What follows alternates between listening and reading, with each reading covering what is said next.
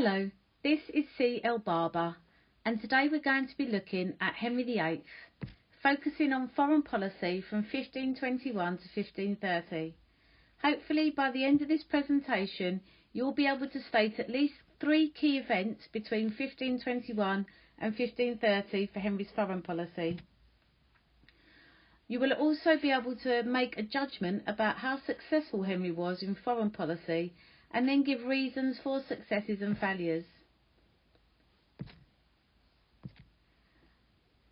The 1518 Treaty of London and 1521 Field of Cloth of Gold were highlights for Henry's foreign policy. However, afterwards Henry was to face some setbacks. So, in 1521, Henry and Charles V signed the Treaty of Bruges. That same year, Francis attacked Charles. After Francis declared war on Charles V in 1521, Wolsey decided that he wanted to try to negotiate a peace. However, he failed, which showed that the 1518 Treaty of London had only been a short-term success. Henry and Wolsey now had to decide who to support. Because of Henry's ties with Charles through Catherine of Aragon and his trade with the Netherlands, Henry decided to side with Spain. So the following year, in 1522, England declared war on France. Henry thought that with Charles V as an ally, he would be able to gain military glory, and so he declared war on his natural enemy.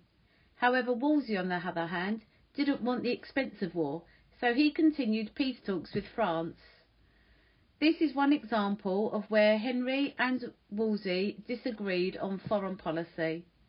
However, this was made worse by the fact that Henry and Charles over the next few years also failed to support each other. Charles wants to beat the French in northern Italy. He didn't want to invade France, whereas Henry VIII was only concerned with invading France and taking as much land, and hopefully the crown, as possible. Therefore, the alliance between Henry and Charles didn't achieve anything.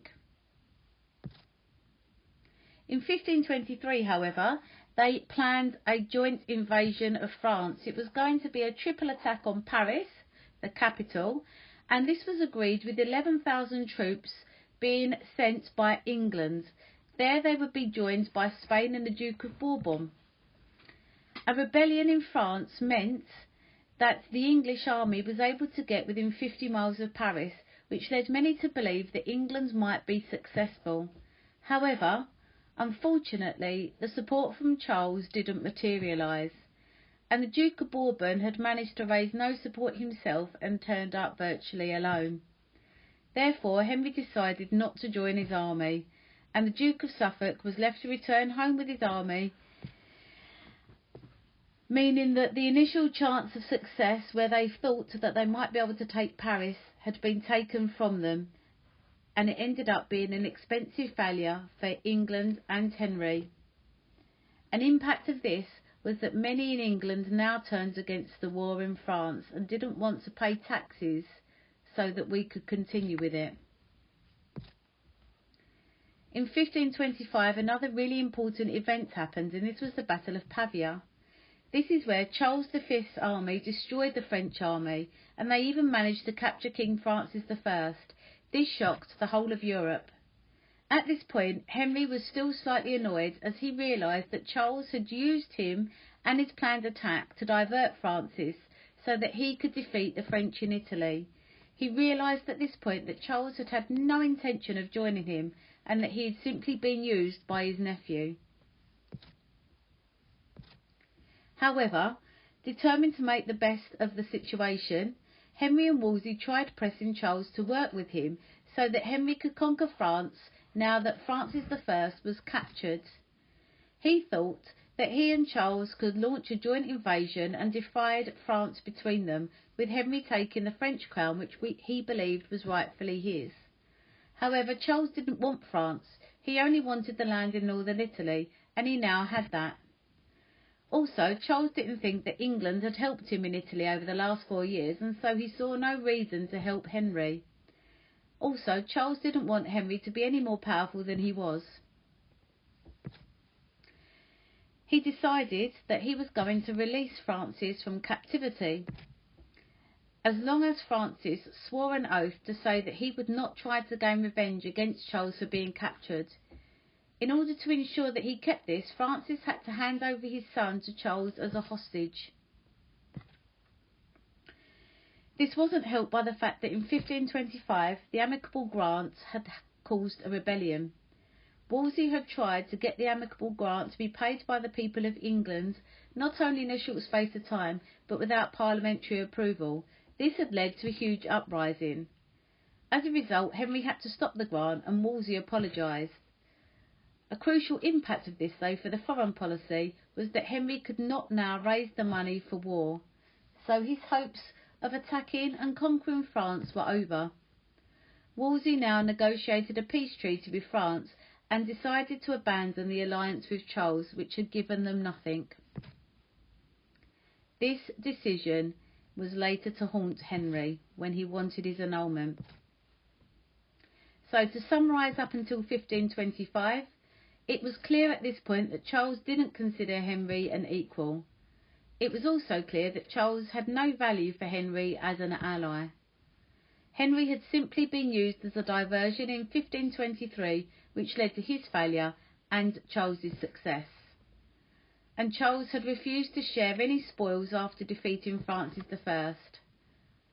All of this had actually cost Henry £430,000 and had led to lots of unpopularity in England. So, England decided that they were going to make a U-turn, and one of that was the Treaty of the Moor. Henry was so annoyed at Charles that all his faith was destroyed in the Spanish alliance. He was also really concerned about Charles's growing power in Europe, as he controlled Spain, the Holy Roman Empire, and much of Italy. This led to a treaty which brought peace between England and France. In it, Henry gave up his claim to the French throne, and in return, England would get a yearly payment or a pension from France. The following year was the League of Cognac. Wolsey helped to organise the League, although England didn't actually join it. It allied the Pope, France, Venice and Florence, and all of these were determined to stop Charles from winning any more land in Italy. Soon after this, the Florentine and Venetian forces began fighting the Habsburg forces, but unfortunately they weren't very successful. In 1527 there was the Treaty of Westminster, and this was signed by France and Wolsey.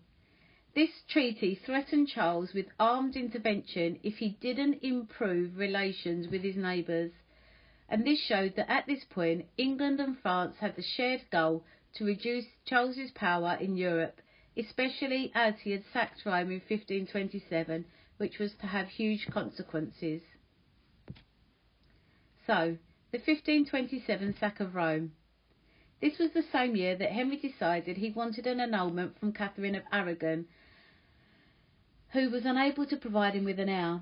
He had fallen in love with Anne Boleyn and therefore thought that if he married her she would be able to provide him with a son.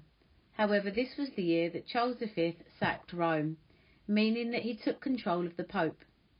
Henry's aligning with France and the League of Cognac had a huge impact, because now there was no way that Charles would help Henry.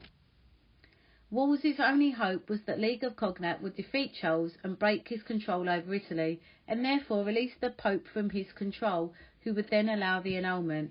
However, this was unlikely given how powerful Charles was. So in 1528, war was declared on Charles by England and France. Francis invaded the Italian peninsula, but Henry sent no troops to help him. This made England look third-rate as a power and weak. Wolsey did try to do something by placing a trade embargo with the Netherlands.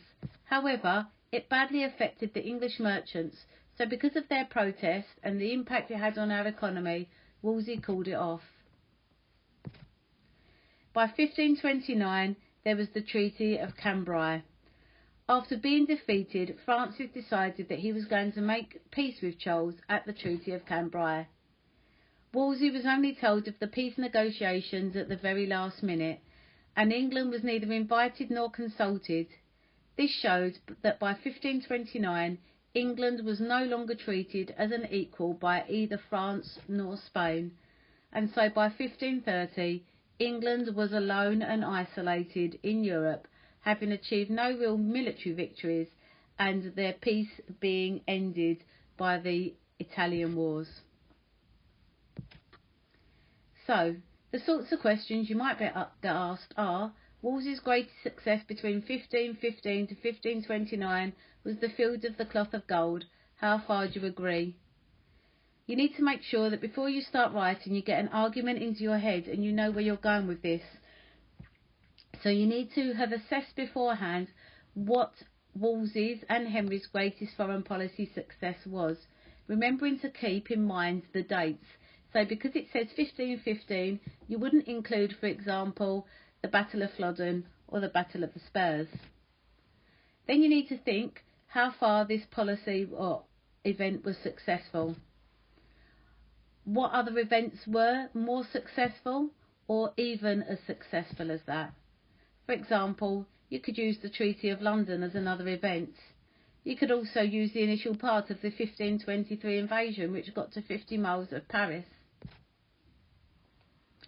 So when you're looking at revising, the sorts of questions that you should be asking himself overall was: what were the aims of Henry with regards to foreign policy? And what were the aims of Wolsey? And we know that Henry was much more determined to have war, whereas Wolsey ultimately would try for peace where he could. Then you need to think about how successful was Henry's foreign policy, and look at that over time, what the key successes were and where the high points were. Then you need to think about which areas of his foreign policy failed and how much of a failure it was overall. Then, ultimately, because they were alone by 1529-1530, you need to think about why Henry's foreign policy did fail by 1530. This is C.L. Barber, 1977. Thank you very much for watching.